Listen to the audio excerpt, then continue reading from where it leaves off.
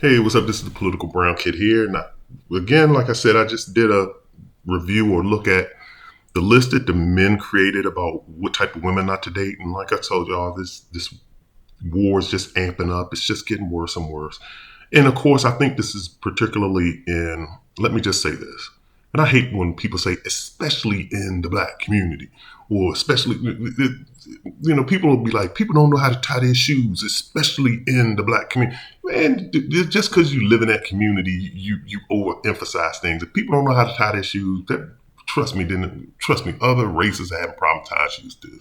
Other races are having relational issues too. It's just that one thing I can say about us, when I say us, I mean our people. You know what I mean by our people. We just tend to always exaggerate.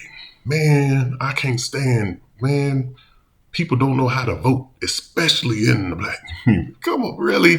I don't get it. But when in any event, but I do think this list has come out of the community of our community because you can see some of the things that were put on the list. Like on the men's list, they put down people not to date. They put the sisters, and when I mean sisters, they said American, be women, and I don't mean the female dog women. I mean the racial group, American racial group women. So that had to come from the brothers. It's not right. It's disrespectful. I don't agree with it. Even though I'm having difficult times finding, because women all over, regardless of race, are going to be very picky. They're just very picky. At least in the Western world. I'll say this: in the Western world, they are. So let's just take the one thing I'm going to look at in this women's list, and once again, you can Google it. I'm not going to post it up here, but you can Google it and look at it. These lists are ridiculous.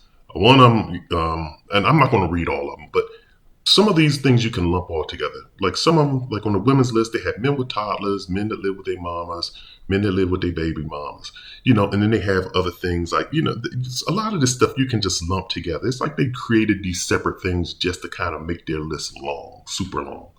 Of course, you shouldn't date. No, I'm not going to say you shouldn't date a man with a toddler. I mean, it all depends. You have to look at the context of it.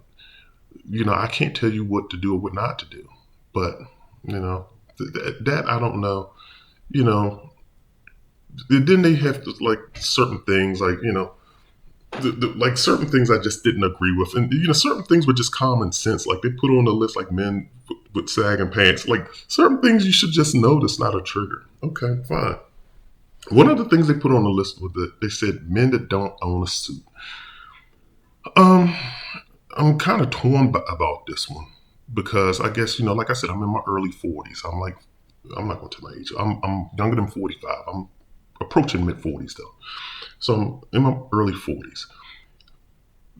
In this culture, you don't of not going into the office. Most people not really going anywhere to any functions. You're just going out. A lot of people don't own suits. You don't see, and this doesn't make it right. I'm not going to say that this makes it right, but you don't see like Zuckerberg and all of these other people in suits. Most people are dressing casually. Um, in the earlier part of my career, did I wear suits? A little bit. Maybe once or twice, but I didn't have to wear it too much. But a lot of people don't own suits.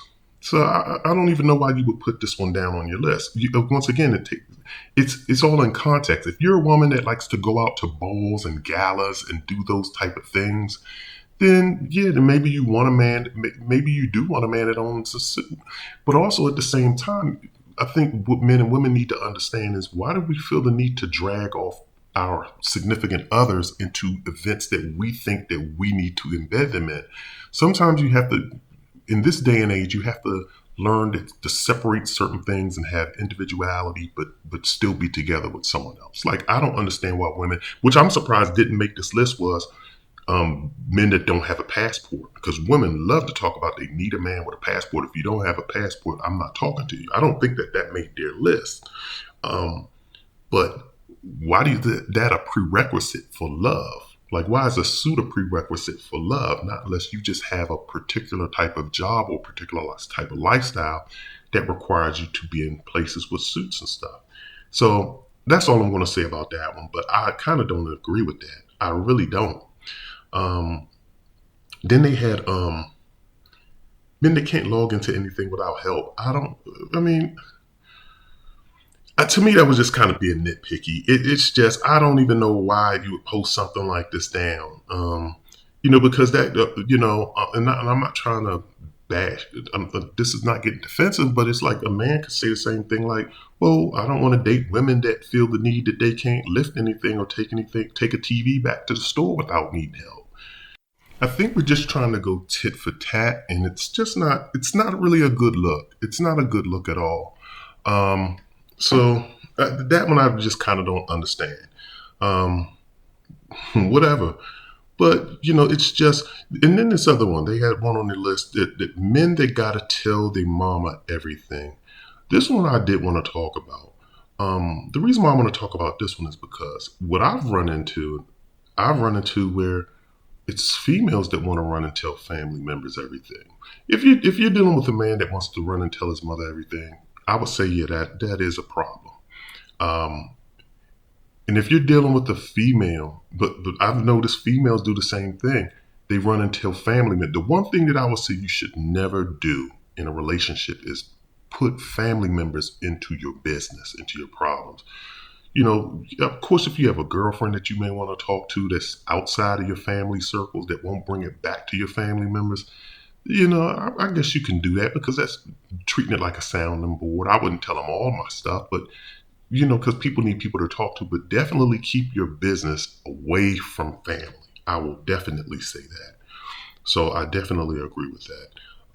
But like I said, it goes both ways. So I'll agree with women on this one. If a man feels the need to run and tell women, their mother everything, I'm not going to say, yeah, maybe you probably do want to stay away from that person. But for men too, this should have been on your list is don't deal with people that want to tell their family members everything. So men should have had that on their list too. But there should never be these type of lists, period. I don't know why they don't want to. Well, in a way, I can understand probably why they don't want to date truck drivers. I think I understand that. Maybe they figure as though they're traveling on the road a lot, so they're probably doing a lot of dirt. So it's possibly understandable, but it is a good profession. I'm not putting down the profession of truck drivers. They make great money. I'm just probably thinking that maybe this made the women's list because of the travel aspect, and they're probably doing whatever it is they're doing on the road. Um, and then the one thing I just wanted to say too is that they had something on their list about men that their hairline is gone, but they keep holding on. And maybe this is sticking with me. Maybe this is sticking with me, and so maybe women can say that I'm triggered, or I'm being I'm taking it personal, and I'm possibly am, because my hairline isn't where it was when I was in my in my 20s or 30s, I guess maybe. But I still have relatively hair, and so what you're trying to say? If LeBron James should just go bald, well, he looks like he's just gotten a transplant. But, I don't see anything wrong with a man if he still has hair on his head, but his hairline has just gotten pushed back for him to just keep it shaped up. And again, see, the reason why I'm kind of feeling touchy about this one, number one, because it hits home with me. So maybe you can say, maybe I'm admitting that I'm triggered, but I don't think that I would look right with a baldy. I'm going to be honest with you. So I don't think that I would look right with a baldy. So I would prefer to keep the hair that I have with the hairline that I have. But for women to say this, well, these are coming from women, and I'm assuming that sisters made this list. This is just an assumption, but I do believe I'm correct. We could say the same thing. Now you're getting into personal, physical, genetic features that are kind of beyond a person's control. So men could say the same thing, like, well, where are your original eyelashes? Where are your original eyebrows? Where's your original hair without your wigs on? We could start taking shots at physical features too. And the one thing is that women have the luxury of being able to, do these augmentations to themselves and wear these temporary looks, wake up and go in the bathroom for an hour and come out one way, but wake up one way and then come out of the bathroom looking another way. So you have the luxury of being able to do that. So I just, maybe, yeah, in a way I'm taking this one personal, but I also think that it's a physical feature, genetic shot that, women are just kind of taking at a man. And I think that you're going to say, don't date a man because he has a receding hairline. Just give up on him. And the person's a good man. Oh, okay. Then they put on a list married men. I'm just trying to figure out, well, shouldn't that be a given that you shouldn't date a married man? But I don't know. But that's just the list. It was just kind of, I was just kind of stumped by it. Like I said, it's going to turn into a war between men and women, which it should not do. But hopefully, like I said, I think that what we need to do is men and women need to create a list about the nice things they like about men and the nice things they like about women.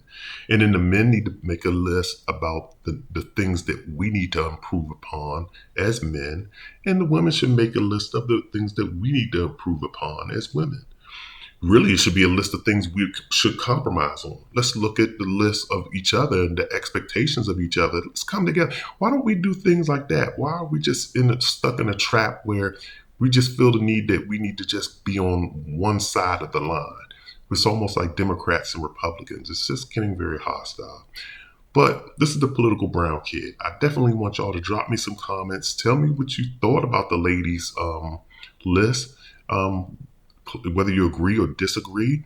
But, also drop in some comments about things that you like about men and things that women need to improve upon. And trust me, I've done the same thing on the women's thing. I told men to talk about, things that we like about women and things that men need to improve upon. But let's get into a point where we're talking more constructively as opposed to doing a lot of criticism.